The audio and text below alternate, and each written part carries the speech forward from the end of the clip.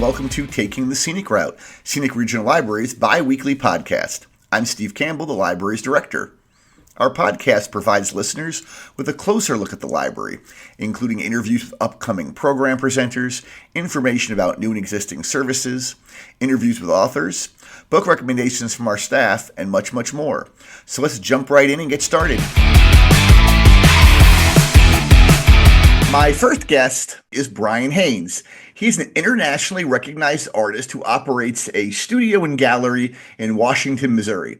Currently, he is also exhibiting his work in our Missouri Masters exhibit at our gallery at the library in Herman, and that exhibit runs until May 23rd. He will also be doing an artist talk at the Herman branch on Thursday, May 1st from 6 to 7 p.m. Bryan, welcome to the podcast. Thanks, Steve. Thanks for having me here. It's great. It's our privilege to have you both in our gallery and on the podcast. We feel very honored. Yeah, I am too. That your regional library has quite a reputation for artists. Everybody wants to be in there. It's such a great space. I did not know that. I'm glad to hear that, actually. That's great. In hindsight, I wish we had been able to when we did our building project, I wish we had the money to put some galleries on a couple of the other branches. Like even one in each county would have been nice. Like if we'd be able to put one in maybe Pacific or Union and then maybe one in Warren County, that would have been nice. Because, in rural areas, there just aren't very many art galleries, just free and open to the public. And libraries do that around the country, but as you know, in rural Missouri, there just aren't very many galleries. It's really great for schools to bring students to, and just people who don't get up to the city to go to galleries, bigger galleries, an opportunity to be able to see art. So I really wish we had been able to do that. But, the Herman one is great, and at least we have one. I'm happy we have one. Right. So let's get started. At what point in your life did you decide, I want to be a professional artist? Yeah, great question, Stephen.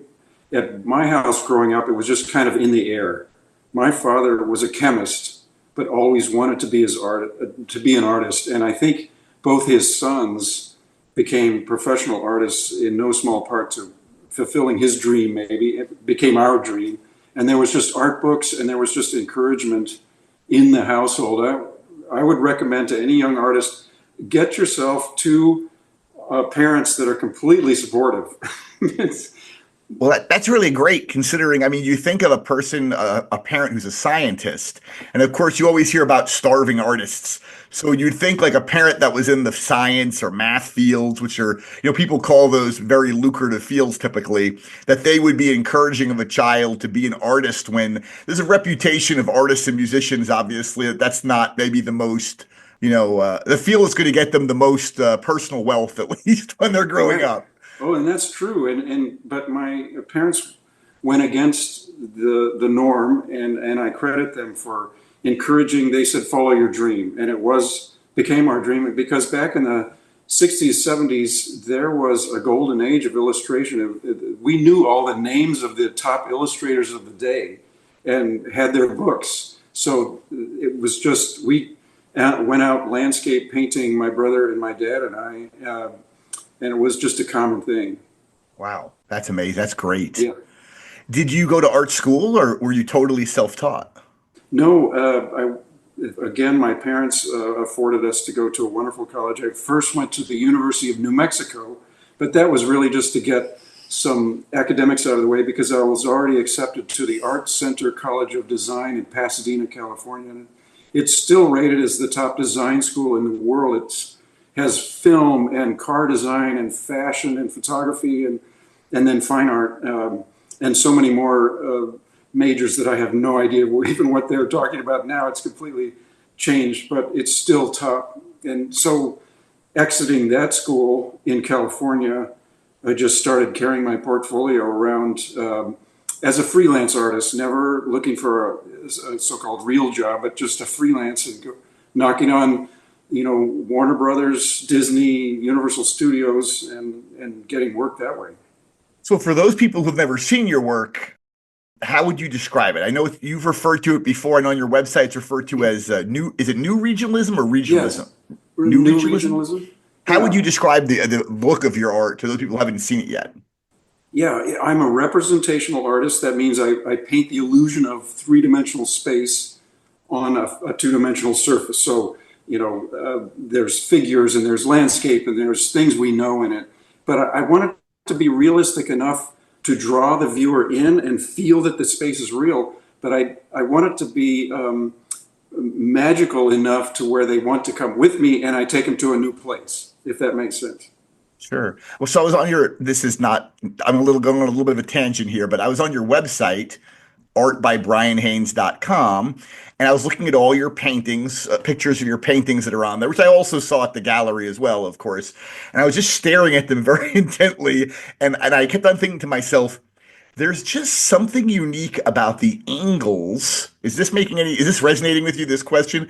There are something unique, and I couldn't put my finger on it, but what I'm looking at in your artwork is realistic, obviously. I mean, it looks like realistic. It's not like surrealism or something. It's realistic artwork, but there's just something about the angles that are just unique. I guess that must be because a lot of art's 3D, obviously. You mentioned three-dimensional, but is there something you do to your artwork that makes it have those unique angles? Oh, that's very perceptive, Steve, and thank you for noticing that. And yes, I'm trying to direct the viewer's eye. So I'm trying to tell a story, but tell a story in stages, in chapters. So I want to direct your eye to the main event, but then I want to have you branch off unconsciously to the second part of the story and lead you around. Now, it doesn't happen all the time, but that's my goal. Sure. Yeah. And you mentioned being in New Mexico, in Yes. California. Now, obviously, New Mexico has a very unique it's known for a very unique type of art. What is the name of that female artist that was from that area? Georgia O'Keeffe? Georgia O'Keeffe. I learned about her in high school art class. Yeah. That's what I just couldn't remember her name. But obviously, New Mexico with architecture and painting and things does have a very unique style. Did that influence your style at all? Oh, heavily. Yeah, I appreciate Oh, you okay. noticing that. Oh, every artist who's been there that I've spoken to just talks about the light and the mix of cultures. You're immersed in Anglo, Hispanic, and Native American culture, oftentimes the Anglo being the minority, which I just reveled in because it was so exotic coming from Missouri. Sure. And that just influenced my thinking since then. And fortunately, I'm able to paint that subject matter still. I'm represented by a gallery in Santa Fe, so it's lovely to be able to still do paintings of that subject. Sure. Are there other artists that you think have influenced your work? Oh, so many. And a lot of those books that I described having around our house were, the classics, Da Vinci and Michelangelo, but there was also Thomas Hart Benton, there was Andrew Wyeth, N.C. Wyeth, John Stewart Curry, Grant Wood, other regionalists from the 1930s really made a big impression on me. Yeah, I was going to say Thomas Hart Benton. You can definitely see some similarities with his work and yours. I know his work was also considered regionalism, correct? New regionalism? It was called regionalism. Just Yeah, it was actually a regionalism. Okay. slanderous term at the time. He was Oh, wow. 1930s trying to make a go of it in New York, and he was just an up and coming guy. So an art critic wrote about him being a mere regionalist, and so Oh. it's dismissive. But when he came back to Kansas City and taught at the Art Institute, he wore that as a badge of honor. And actually, he kind of a cantankerous guy. He wanted to prove them, okay, I'll show you what a regionalist is. This is a tangent too, but I just have to mention this because I remember very few things from my art classes in high school. Because I was in art for 4 years in high school. I really enjoyed it. I am not an artist by any means, but I remember you mentioned Andrew Wyeth, and I remember our art teacher telling us that when Andrew Wyeth was growing up, his father, of course, who's mentioned N.C. Wyeth, who was an illustrator of classic novels and was also an artist. He did not put Andrew in school at all growing up. He never was in public school or private school. He only learned art his entire childhood. And I guess that's what made him the genius artist he grew up to be. But I can't imagine being totally immersed in the subject of what you grew up to do as a profession. And that's your only education. It would just be a very different kind of world than most of us are used to. It is a different kind of world, and that's why he became so singular in his vision is because he had no anything got in his way. Nothing, marriage, children, nothing got in his way except going out and painting that day to what pleased his fancy. And I'm not dismissing that as a small thing. He was a genius in what he created, moves a lot of people to this day. Sure. For sure. But he was educated at home, like some of his brothers and sisters. Yeah, groomed to be what he became. Exactly. Yeah, yeah. You do commissions. I know that's generally like a company or a person hiring an artist to do a special project, but I really don't know much about that. Can you talk a little bit about that process and who are these people or companies that ask for these commissions and how does that work for you exactly? Yeah, I love doing it. It's quite a challenge. It's been the national parks, it's been Missouri Botanical Garden, the Danforth Plant Science Center, the Edward Jones, the Kaufman Foundation. Many places have commissioned Anheuser-Busch. So I'm an illustrator by training. That's how I exited school in 1983. And since then, I've been just an illustrator that's kind of worked my way into fine art. And so really, I'm doing the same thing. I pretend that the client who comes to me and says, would you paint a mural on our building, or would you paint my farm? They are the art director, and I'm the illustrator, and I show them the sketches as they develop into a little color study even, so that they can see, and we become collaborative on the process of building this story. Really, I'm still just a storyteller, a visual storyteller. So it's really a collaborative thing. Oh, so that's how it works. So I wasn't sure whether or not a bunch of artists like submit like an application to do a commission or whether they actually come out and single you out and go, we want Bryan Haynes to do this. Does it work both ways or just the latter way I just mentioned? Both ways. And I think earlier in your career, you do the submission thing. Okay. And then after a while, you gain a reputation where they just find you. And that's I see. preferable. And what kind of time frame do you typically have to work on a commission? Oh, it could be 2 years or 2 months. Wow. Yeah. Wow. Yeah. And that's for both artwork and also you do murals, correct, too, as well, right? Yeah. And to me, it's really the same thing, just a bigger story, a bigger palette, so to speak. But it's the same mechanics. This is a very in the weeds question I'm going to ask right now, but when you're working on murals, how do you deal with like weather when a mural takes like several months to do or weeks even, let's say? How are you painting and then it rains or it snows and then you're painting some more? How does that work? Great question. And I am one of the artists who does not do that. I Oh, paint enormous murals right in the studio you see behind me okay. in pieces. And then I piece them together in panels that kind of dovetail together when in the final piece. Oh, wow. I want to have the best work I can do. And that to me is in the studio. Sure. What material do you paint those on? Yeah, it's a canvas stretched over a panel that could be a flat PVC actually, or wood and varnished heavily. Now, would you say this approach is unique to you, or would you say a majority or a minority of artists do it that way?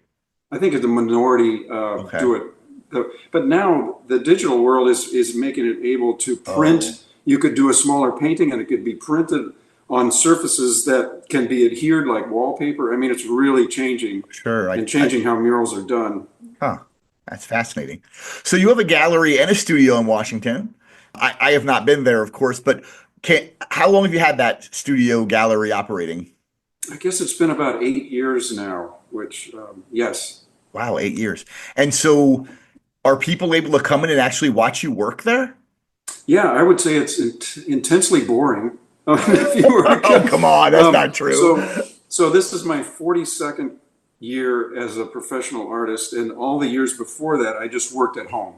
So this has really been fun in the last 8 years to have a space that's really, it's a studio with a showroom attached. That's kind of how and I'm sorry that sometimes I have I don't have the open sign because I'm getting work done. So, but I encourage people to come and visit the gallery, and I'll happy to take you back to my studio where you can see the process. I don't think you'd want to watch me dab paint because it's just would put you to sleep, but I think for the process and explaining the stages is interesting to people.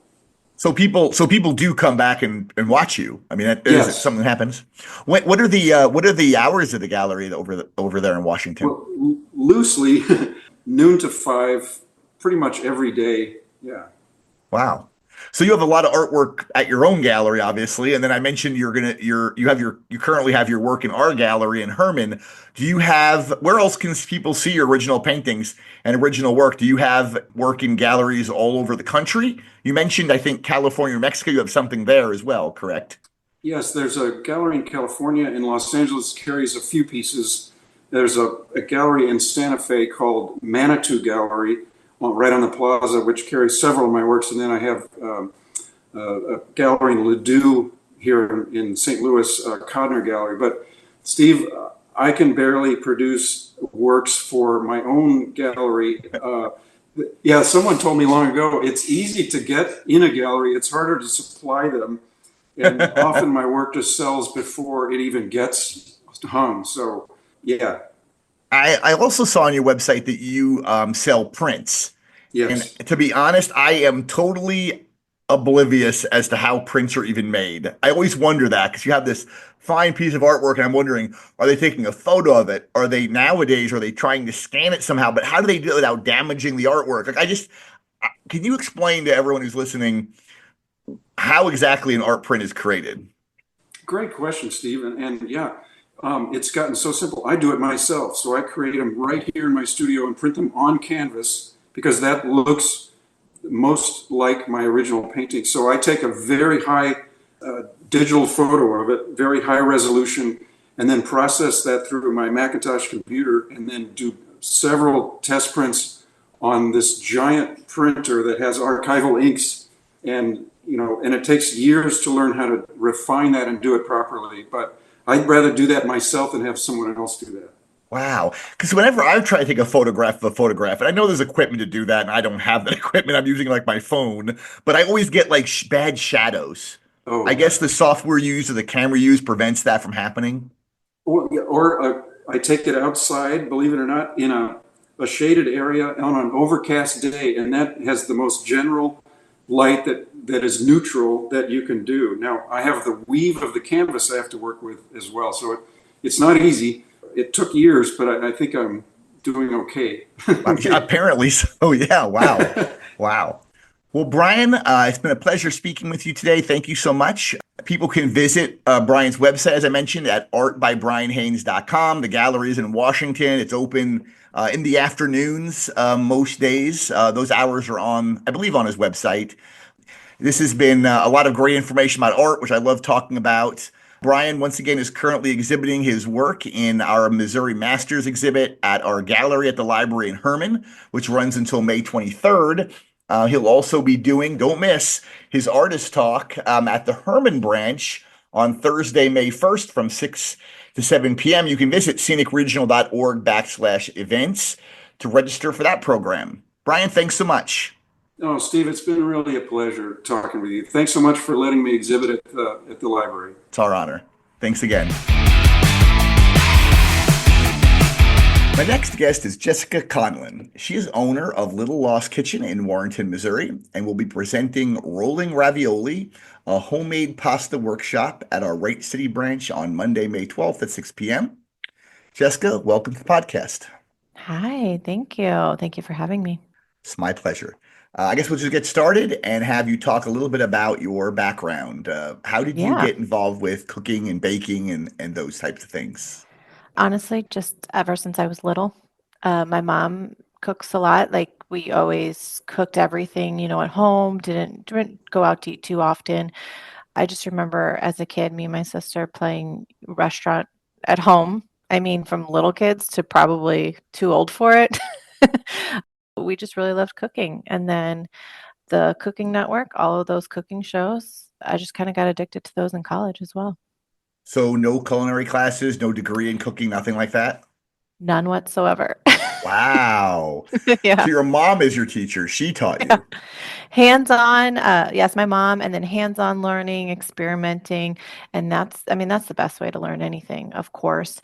But the world is, what is it? The age of information at this point. So I can Mhm. look up anything and Sure. everything I need to. Recipes and things for sure. Yeah. Yeah. Videos. So is your mom an amazing cook? Yeah. Yeah. We make everything from scratch.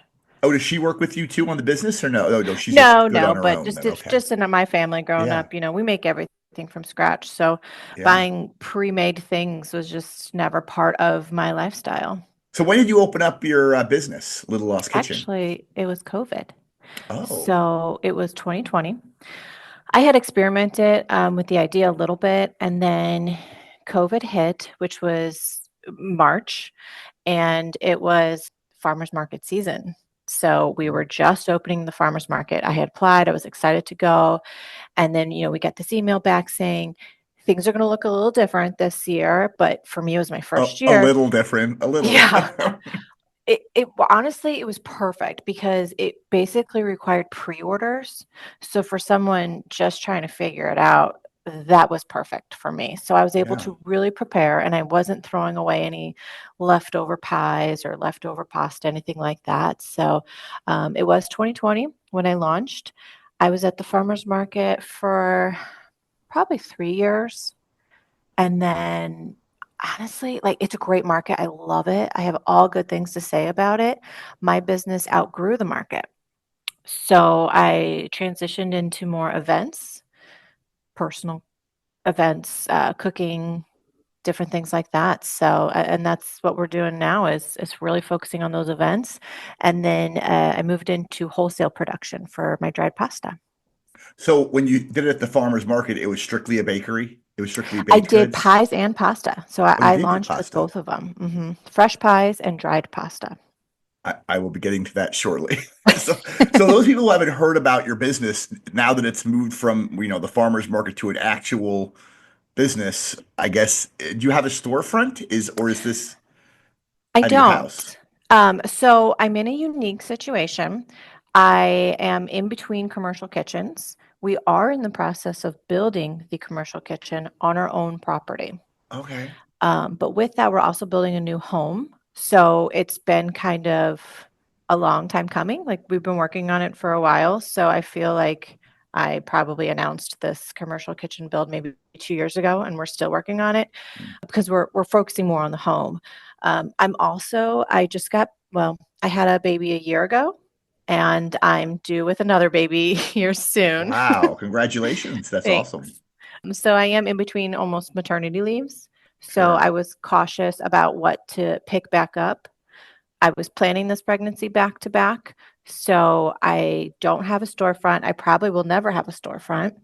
My commercial kitchen will be by appointment only, meaning we're going to have cooking classes in there, sort of Oh, events, but also mostly just used for that production for the wholesale dried pasta. And then I do have pasta in stores. So I use other people's storefronts to sell and mhm. to reach my customers. They're just currently not stocked because I'm in between maternity leaves. Sure. Nothing like distracting yourself with I your know. business with multiple pregnancies. I So know, but that is another reason why I started the company. the I was flexibility. struggling. Yeah. Yeah. Well, I was struggling with fertility and I wanted something to focus on. And then it worked. I had my first child and then I went for it. I stopped kind of toying around with it and then that was COVID when I fully launched. And so it's just it's a blessing to, be on baby number 3 right now, but the flexibility of having created this company and making those decisions for me and for my family, shaping this company to work with this schedule, this is ideal.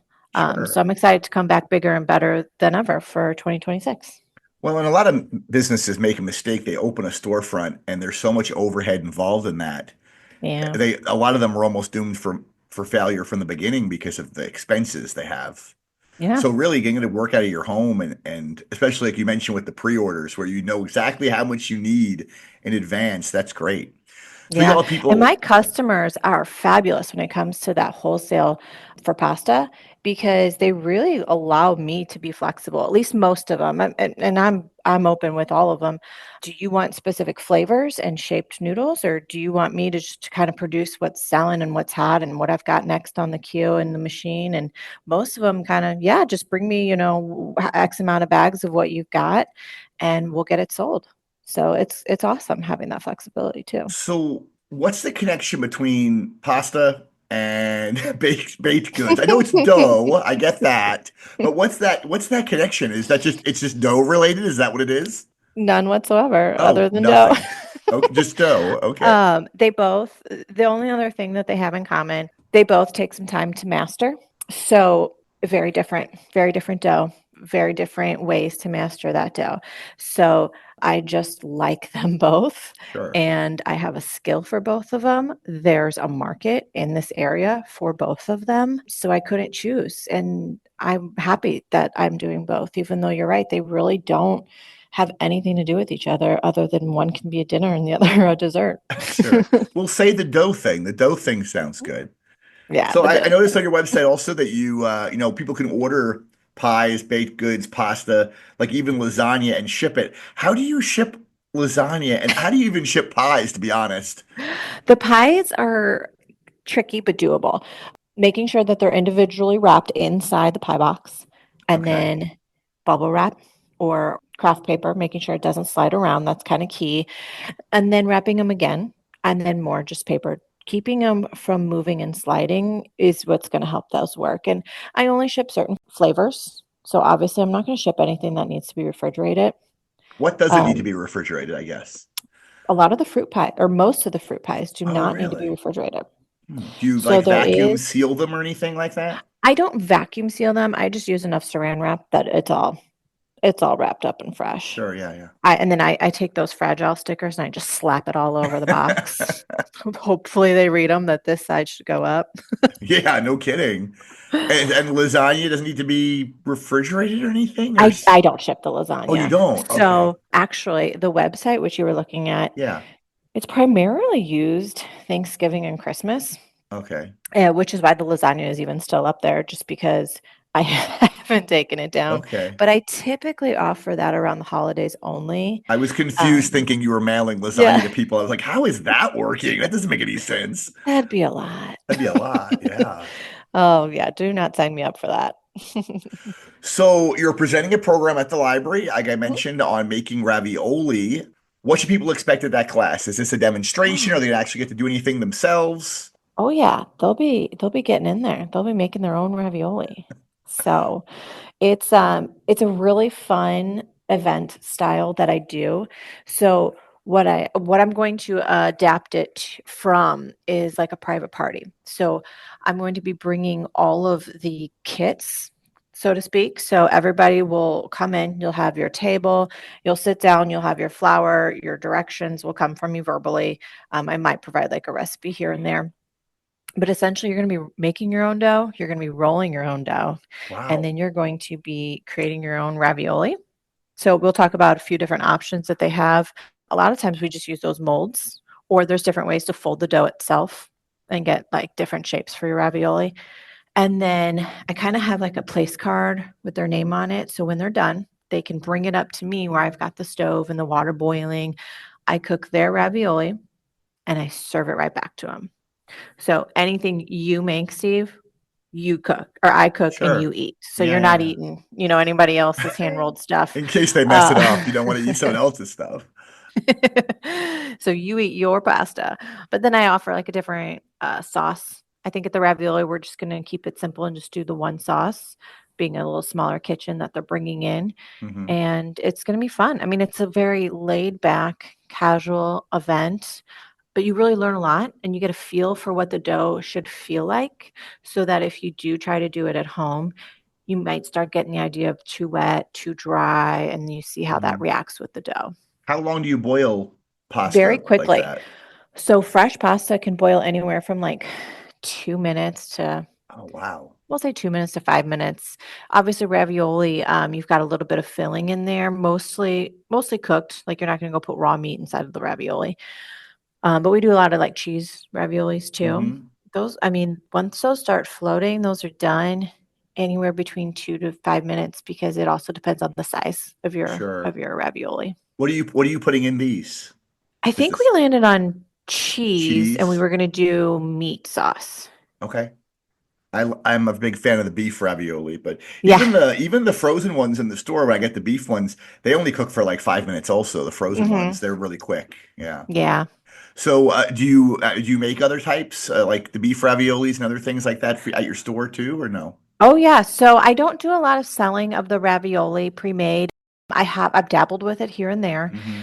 I think one day that's definitely on the agenda to offer that as direct orders to customers. I'm not sure I'm going to go as far as selling those frozen in storefronts.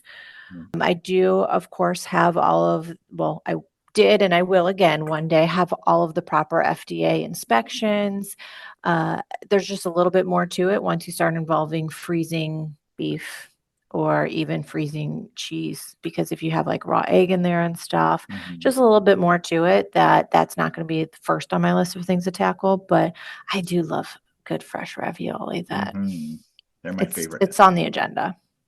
So, do you have a special recipe like from your family that you have that you make the dough from, or is it pretty universal dough? Is that recipe? So this is a classic Italian recipe. So it's a Okay. semolina flour made from durum wheat. It's very coarse yellow. It's kind of often if you were to order pizza from one of those big chains, you Hmm. see that like yellow, golden kind of crummy crust on the bottom. Hmm. Often that's your semolina flour.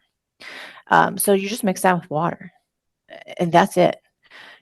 A lot of recipes, you can add all-purpose flour, you can do eggs to do a little bit I've more seen that. structure. Yeah, Mhm. yeah. Yeah, and you can. There's absolutely nothing wrong with that. Those 2 flours, though, are gonna give you 2 very different things. Your all-purpose flour is a little bit more firm.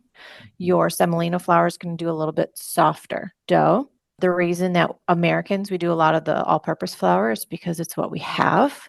Sure. To find the semolina flour, it's a lot harder. You're gonna have to go to your specialty stores or even order it online. So this is a little bit different. The dough ingredients that you use are a little bit different then. Yeah, and then I add flavors too for a Oh, lot of really? my pasta. So, we're adding spinach. Roasted red pepper is one of my favorites. Even cracked black pepper, Wow. garlic herb. I mean, I have a lot of fun adding the flavors to the noodles, and my customers have a lot of fun trying to decide which ones to get because it just adds another level of flavor and taste to your dishes. So all the pasta I saw on your website, like the bags of pasta, you Mhm. make all that yourself? 100%, yes. So how do you get, okay, so I get the ravioli because I've seen those made before where you put the stuff in the middle and basically, seal it around. But how do you make all the different shapes of pasta? Yeah.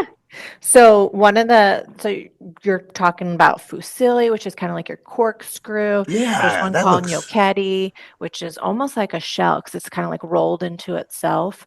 I use a machine. It's called a pasta extruder. It okay. is an Italian machine. Sure. It is commercial, but it's small and artisanal, meaning I make 8, 9 pounds of pasta at a time, and then it shoots out of a bronze disc. So Huh. it's a circle. Like if you put your hands together, make a circle. It's no bigger than that. And then it comes out almost like Play-Doh. Like if you can think back to kids Yeah. playing with Play-Doh and pushing it out, just like that. And so it goes through this like heating process when it comes through the tube because it has the bronze and it's all reacting. So it really solidifies that shape and makes it, a little bit hard. Obviously, it's still very soft because it's soft, fresh dough. And then it goes into my drying racks or drying trays, and it cools over a 2-day period. So once it cools, it's like dried like you buy in the store. That's it. Yes, it's dry. It dries over 2 days. I do like a moisture meter test, and yeah, it's exactly what you're buying in the store. Wow. But the biggest difference is that I took 2 days to dry it. Yeah, it's seems What like you're buying in the store, they take 2 hours. oh wow. Huh. So that's the biggest difference. And that's Yeah. going to taste wise, I mean, you're tasting it because it's fresh. I mean, even dried, you're going to taste it a little bit different, but the biggest difference is the drying process. Digestion. This is what makes the pasta healthier so to speak. This is why Italians can eat so much pasta, and Americans, to us, pasta is bad for you. It's fattening. It's too heavy. It's because we're eating stuff that's over processed. So it's the 2 hours that you're buying in the store versus 2 days of the slow drying process. Interesting. It's all to do with the gluten and the science of it, and to me, it's fascinating. Yeah, I just never made that connection. The Mhm. amount of drying, that being the processing, Yeah, the yeah. the It over really processing, I guess. Yeah, the gluten can get stressed out when you speed up that drying process, and that's what makes it hard to digest. Yeah.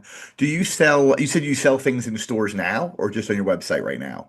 Typically, yes, I would say I sell in the stores. I wanna say it was almost 10 different stores. What Yeah, I stores had are fully they so people who stocked. are looking for them can find them? Well, right now, they're not Oh, stocked. they're not right now. Okay, okay, But here, locally in Warrenton, we do have typically, we would have a full shelf back there at Maggie Grace okay. on, downtown. Mhm. And then Lake St. Louis, we had the Grillo Chop and Barrel. We work with Stello a lot. They're a little wine and flour company. Lucky Dog Farm out in Wentzville. They're amazing. They source everything. They're sustainable. They grow so many fresh things.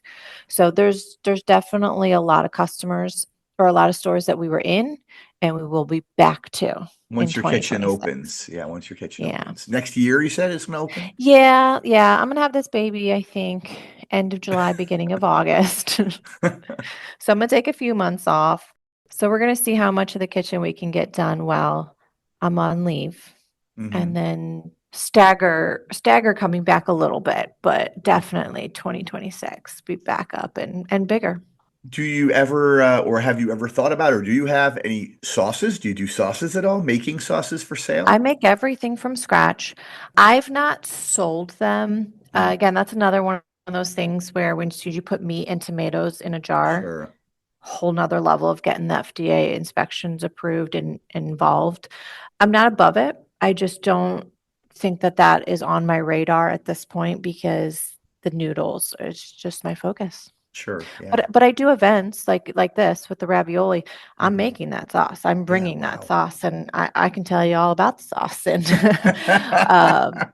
why we make it this way and everything. So it's not a secret I need to keep. Keep your secret recipe. Don't just be giving that out I mean, tomatoes, right? in case Tomatoes you and want garlic. to, in case in the future you want to sell your sauce. You don't want to give it Yeah, yeah, away. the next generation. Well, thank you, Jessica. Once again, Jessica will be presenting Rolling Ravioli, a homemade pasta workshop at our Wright City branch on Monday, May 12th at 6 p.m. You can visit littlelostkitchen.com to see everything she has there. And then you also can visit scenicregional.org/events to register for the program. Thanks, Jessica. Yeah, thank you so much. Have a good rest of the afternoon. My next guest is Kelly Tecklenburg. She works for SOS Senior Services and will also be presenting a program at our Warrenton branch called Swedish Death Cleaning on Wednesday, May 21st at 6 p.m. Kelly, welcome to the podcast. Hello, hello. Thank you for having me. Just that introduction opens up so many questions for me.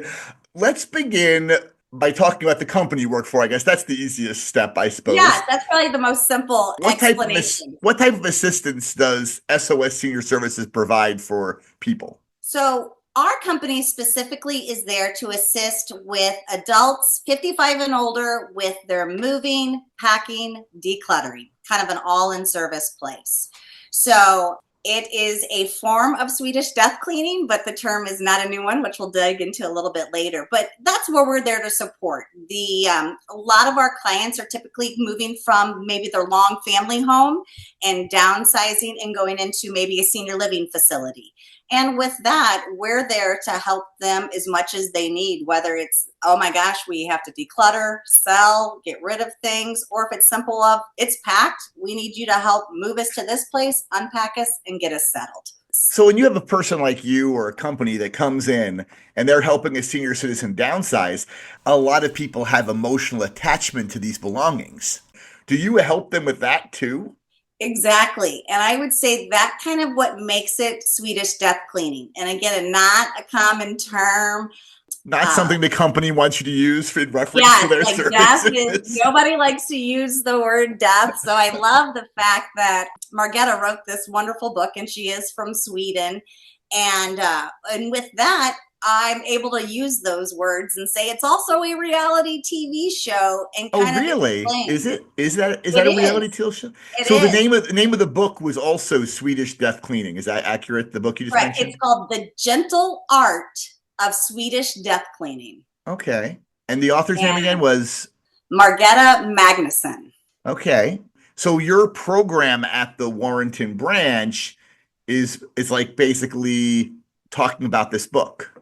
Correct. I like to say that I am doing a book report on Margetta Magnusson's book because she perfectly describes it. There's no other way for me to be able to make it my own words. And so I like to say, I'm just doing a really great book report on a really interesting topic. So you're going to talk about the different techniques that she has in the book and the ways of going about doing this downsizing and everything like that. Does it also talk about the emotional aspects of it for the people who are doing it?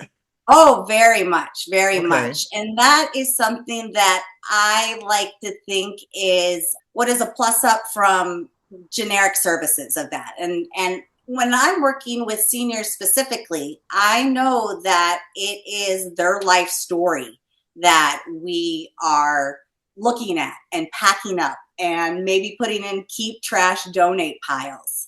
With that, it's not just about, are you ever going to use this again? Are you ever going to fit in this dress again? It's about, tell me the story about that dress. Oh, wow. Let's have one more moment to recognize the specialness of all of the stuff that tells the story of our life. And through this process, it's a wonderful way of life review. Especially if you get the privilege, I think, to do this with your family and share this opportunity to share the stories that go with it. But when they're going through that process and they share a story, like say about a dress, like, oh, I wore this to my prom or my wedding, or whatever, does that make them less likely once they've shared that story to want to give it away or get rid of it?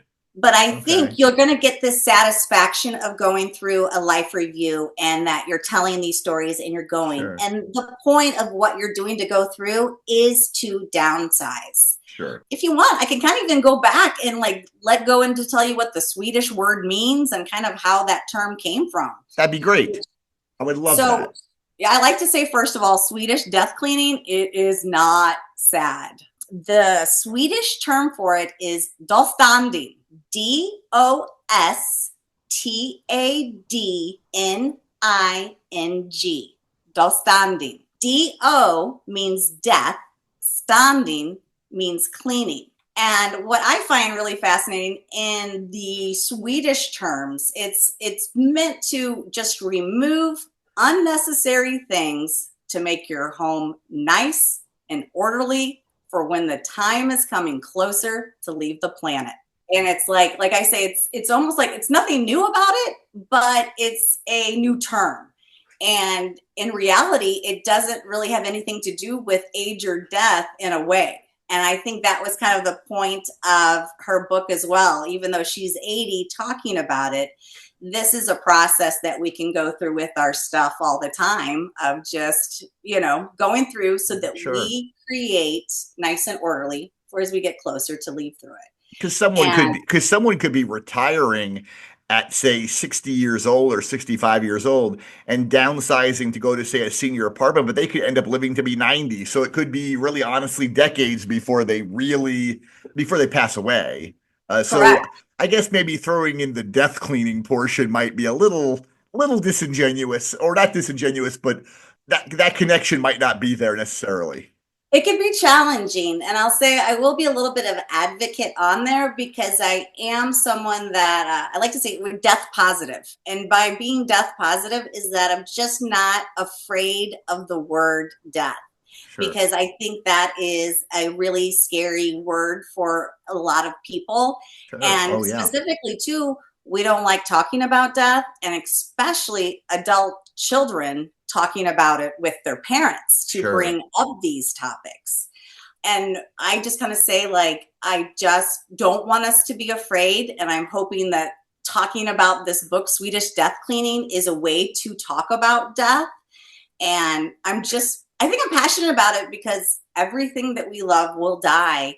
And I just want to make talking about it just something that's really, really difficult, just a little bit easier. It's never going to be easy, but I think a little bit of the talking and planning about this makes that process easier. I can see the process being very emotional, though. I mean, having to It go is. through your things and decide what to keep, and then, having those stories in your own mind come up of remembering of what these different things were related to your children who are now older, or your spouse that might be deceased. I mean, that cleaning process, I'm sure, can be very, very emotional for a lot of people, though. It can be completely emotional. And I think what is important is to let yourself feel those emotions. Like, it is supposed to be hard. And by letting go, you're truly acknowledging change and sometimes loss. And literally, those are valid and normal. And it's okay to be sad of these things. And I think that's what's hard too, is to do things and be sad at the same time. I use the term brutal a lot, that it's brutal and beautiful, where you find it's this and this. I think Swedish Death Cleaning is emotional and hard and difficult, but the end result is something really great and a trip down memory lane and laughter and tears mixed together. I mean, also, parents obviously love their children, and this makes their children's lives much, much easier, once their parents do pass away, because then the children would have to go through all this, and that makes the fact that their parents passed away, then on top of it, having to go through all their belongings, that makes that process even harder, I would think. Oh, exactly. And I will say, even as our company, and Swedish Death Cleaning is a term that happens quite often, where you're someone that's coming in to help a family clean up after the fact when none of that was done beforehand.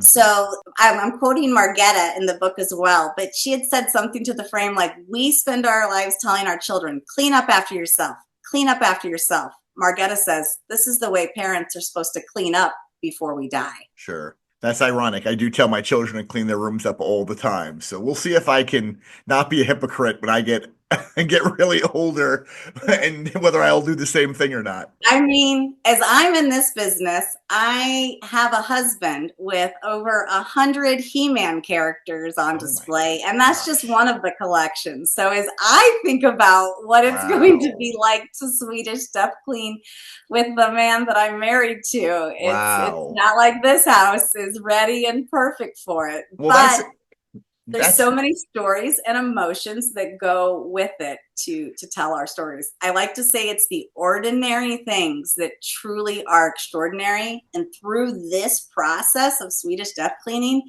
you're pausing and reflecting on the ordinary that has made your life extraordinary. You're not getting rid of the memory. You're just getting rid of that item. And just to kind of have that perspective of see what you're gaining, and then really have some pride of what has been. And again, it's tough for everybody. I didn't even think of that element, though, about people like, say, men that have baseball card collections from their whole life, or doll collections for women that grow up as from children and they have doll collections, and then having to decide, I guess when they reach the point where they want to do this cleaning, is whether you want to pass it along while you're still alive, or sell it, or whatever. That would be that would be very complicated, because I mean, people spend their entire lives building these collections, and they mean something, of course, very, very. They have a very close connection to these collections because it's their hobby and their lifelong interest, and then having to decide what to do with this while you're still alive, that would be very challenging, I think. I have a great example, because not only is that a part of their personality, but to me, when people see He-Man, they're going to think of my husband. And another really great example, my mom will probably hate me telling the story, but her name is Bunny. So her life, she's got lots of bunny knickknacks and different things, because everybody loves their Aunt Bunny and they drop these things off. As my parents were downsizing, Mom gave us the opportunity to us kids, hey, come pick out your favorite bunny, and I'm going to give the rest of them to Goodwill. You guys come and pick out your favorite. I took that moment to ask my mom if I could have all the bunnies so that when we have her funeral, I can set out all of the bunnies that she's collected over time. Wow. And then at that ceremony, everybody could take a little bunny with them. Oh, wow. That is Now, let me interesting. tell you, Mom thought it was pretty weird. Kelly. And I Yeah. said, I just, in my heart, I know that this could be something special. And so she said, fine, I'll give it to you. You could do that. I love it. And I said, ooh, do you want to talk to each thing and tell how it's special? And she, stop it. I'm not going to do it. Never mind. I said, I'm too far, Mom. You went over the line. You crossed the line. I went over the line, but I do have those bunnies, and it's going to break my heart. Like, that will be a brutal moment in my life to think about setting those bunnies out. Sure. But it's going to be beautiful because I know what joy comes in that. And that's really, I think, too, the perspective that I just try to really reinforce with people around this space, and not devalue that it's hard. It is. It's so hard. But just trying to look at some of the glimmers of it. I think that's a great idea, though. I think that's a really that's a great approach to it, that collection, doing that with the money collection. Right. And I think that's been really great with, you put the idea of putting the fun in funerals. Like, what's a way to, send stuff out, have this, we don't need more stuff, in the general. And here's an opportunity for people also to find something they like. And then that gives them an opportunity to process their own grief for that person. Because it's a ripple effect when we go. I'm not going to be the only one that's hurt. There's going to be lots of nieces and nephews that miss their Aunt Bubba.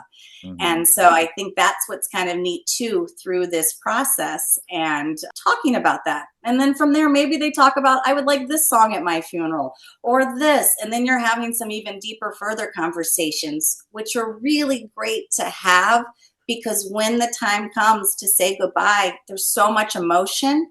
And if you know these things prior, it's one less thing to think about to, again, make something that's incredibly hard a little bit easier and lighter for those days ahead to really help yourself grieve. So when we were talking on the phone yesterday, you had mentioned also that you are a death doula, which is kind of a term that many people have not heard of. So can you talk a little bit about what that involves, what that is exactly?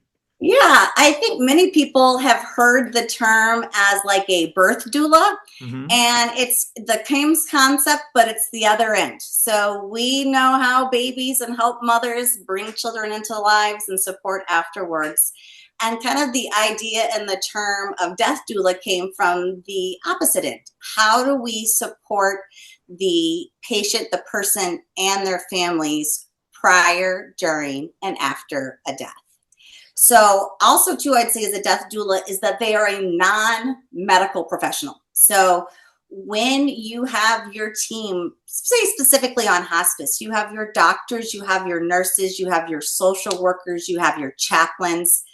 Death doulas are different from those. They're kind of supporting some of those, a little bit more of those emotional needs. Maybe it's with Swedish Death Cleaning, perhaps, or doing a life review where we're going through the things in their home, where it's also acknowledging some of the feelings that go with that, and also maybe explaining it to the family, again, from a viewpoint of like your cousin telling you, your good friend telling you, versus a healthcare person that can feel a little bit. And by any means, I love hospice. I always say you have all these beautiful parts of your team in hospice, and the other part that you get is a hospice volunteer, which is your friend. And I think that to me is also, I would describe every hospice volunteer as a death doula, because they're there to support emotionally, physically, educationally, and support the team of that way. And it's the best type of friend to have at the end. I was unaware of that term completely in terms of a death doula, but so you would say that's along the same lines as the hospice volunteer. Completely. Hospice volunteers are really a perfect example of a death doula, and I guarantee many of them, they don't even know the term that is. And I always say, if people are interested in working at end of life and learning more about becoming a death doula, I highly suggest you reach out to your local hospice volunteer program. Hospice specifically has a federally required volunteer training program because hospice is all provided through the federal government. And with that, the training program to be a volunteer, which is a part of the program that every patient receives, goes into depth of all these different areas and educates all the volunteers about the end of life process. And it's free. And they need volunteers all the time. And it's a beautiful way to kind of learn more about this end of life space. I'll also say too, anyone interested in becoming a death doula, the Eden Seminary in Webster Groves this fall is having its first ever, and it's going to be an in-person, I think they're calling it the End of Life Doula certification.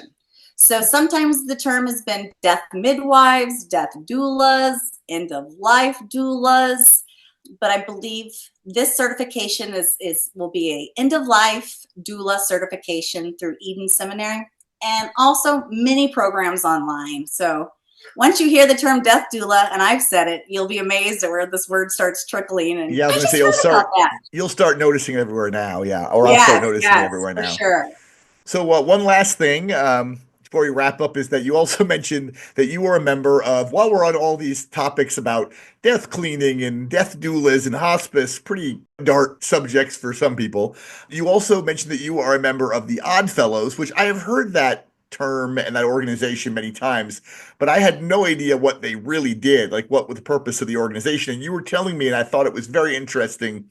You could share that, maybe would be great. I think that's a perfect way to end. Kelly is also an odd fellow. It really flows well. But yes, I am a member of the Independent Order of Odd Fellows, Lodge 86, and we are based in Washington, Missouri.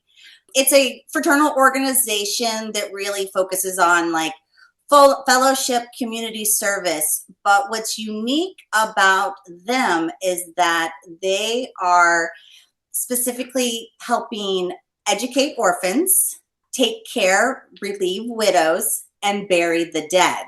So with that, and again, this started in England back in the early 1800s, and it came over to the United States. It was a group of odd people that really were the ones that it was some odd guys that had to help support the people that are dying in these type of unique situations. Our main focus is improving lives through friendship, love, and truth. The Odd Fellows in Washington also manage a cemetery. So we have the Wildly Oddfellow Cemetery in Washington, Missouri, and that was founded in the 1860s. We actually have someone from every American war buried in our cemetery. It's still an active cemetery. We still do burials at our cemetery. One thing that I absolutely fell in love with, and I knew I had to be an Odd Fellow, is they have a columbarium. And a columbarium is a place that you would put cremains or cremated ashes. If you don't bury them in a cemetery, they would go into a columbarium.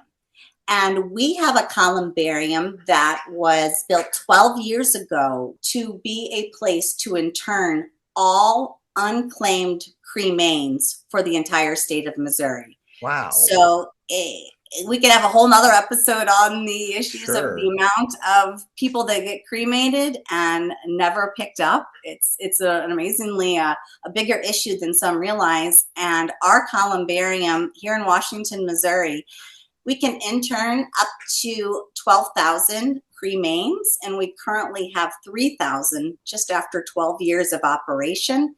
We know all of their names. We have a database. You could go to our Simify website. So there's many times that people will find out through maybe doing some DNA testing that, oh my gosh, my dad has been cremated and he's at the cemetery in Washington, Missouri. And someone forgot to pick up his remains, his cremains, Exactly. I guess. Exactly. Wow. And there's also like, there's some sad ones. Like we have one set that came from Goodwill and it was labeled Grandpa. So it was a bag of cremains that Goodwill reached out to talk to us. And so we create a space that they can be forever. I was totally unaware that the Oddfellows did that type of thing. I just didn't know what they did, but very odd. Very odd. And like I say, I'll take this moment to promote on May 26th on Saturday. So the Saturday of every Memorial Day, it's also the anniversary of when we opened our columbarium. We do a special service to read all the names of every internment through the past year. So I think this year, like this coming at the end of May, we're going to have probably over 200 names that have come through that we have interned in our cemetery just this past year, which is absolutely fascinating and unknown. But here's an opportunity for us to give one more opportunity to acknowledge those. A really other great part is that if we have any cremains that are veterans, we have a special ceremony where we transport those, and those are placed at Jefferson Barracks for their final resting within their columbarium too. Well, Kelly, thank you so much for a lot of very interesting information. Once again, Kelly will be presenting Swedish Death Cleaning on Wednesday, May 21st at 6 p.m. at our Warrenton branch. Visit www.scenicregional.org/events to register. I'm sure you can find the book, The Gentle Art of Swedish Death Cleaning, in our library's collection. Thanks again, Kelly. Thank you so much for having me, and I look forward to speaking to others at the end of May. Well, that wraps up the latest episode of Taking the Scenic Route, Scenic Regional Library's podcast. I hope that you can join me again in 2 weeks when we release our next episode.